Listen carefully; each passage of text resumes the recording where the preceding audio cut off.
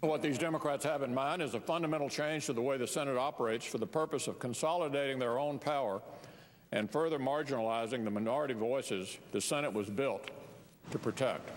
Republican Senator Mitch McConnell today on why Democrats should not change the Senate rules in order to stop his minority Republican Party from controlling what happens in the Senate. Joining us now for the interview is Sherrod Brown. He's the Democratic senator from Ohio who just won re-election by a big 5-point margin, even though he got buried under $60 million in ads run against him by dark money conservative groups.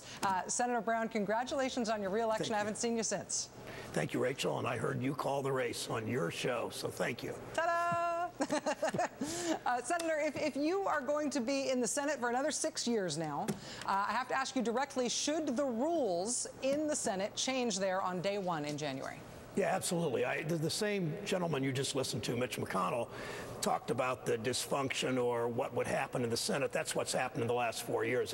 He was the same gentleman who said 2 years ago that after the 2010 elections that his #1 goal was to defeat the President of the United States in the next election.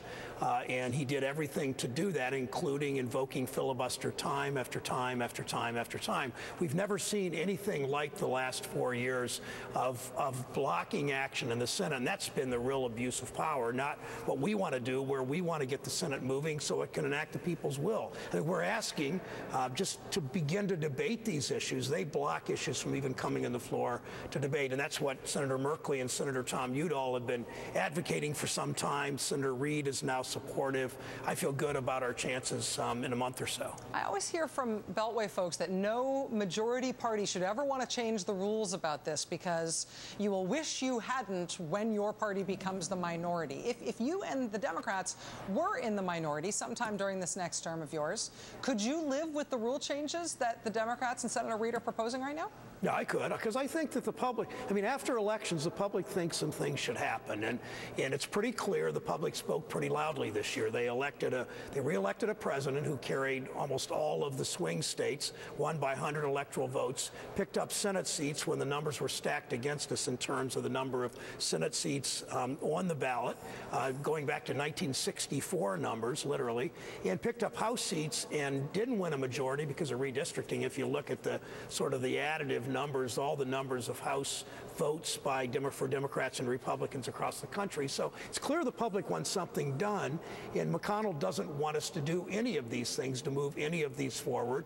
And that's the importance of making the Senate a more functional body so that we can confirm judges. There's so many empty judgeships, vacant judgeships that could be doing the people's business, but they've been blocked. On issue after issue after issue, just bring them forward in debate, speak your piece, and let the votes fall where they might.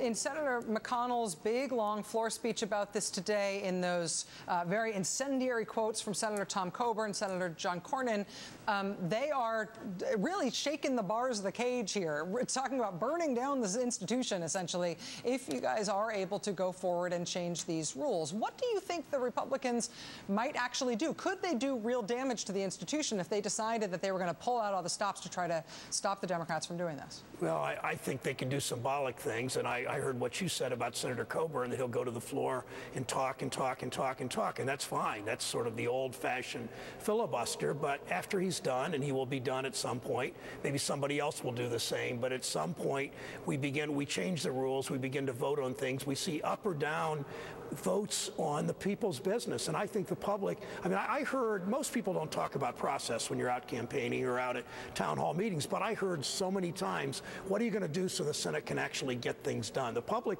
wants things done. They don't care a lot about arcane Senate rules and Rule 22 and what used to happen in the Senate.